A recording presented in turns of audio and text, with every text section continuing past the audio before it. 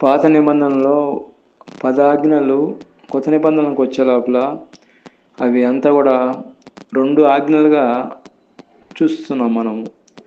Marks సువార్త 12వ అధ్యాయము 31వ వచనంలో మనం చూసినట్లయితే, పూర్ణ హృదయంతో, పూర్ణ ఆత్మతో, పూర్ణ మనసుతో, పూర్ణ బలముతో నీ దేవుడైన ప్రభువును ప్రేమించాలి. ఇది ప్రథమైన ఆజ్ఞ. రెండవ ఆజ్ఞ, నీవు నిన్ను వలె నీ పొరుగువారిని ప్రేమించవలను అనున్నది రెండవ ఆజ్ఞ. మనము ఇక్కడ ప్రేమ గురించి మనం చూసుకుంటున్నాము. ఈ ప్రేమ రెండవ ఆజ్ఞ చాలా ఇంపార్టెంట్ అండి, చాలా ఇంపార్టెంట్. నిన్ను వలె నీ పొరుగువారిని ప్రేమించాలి.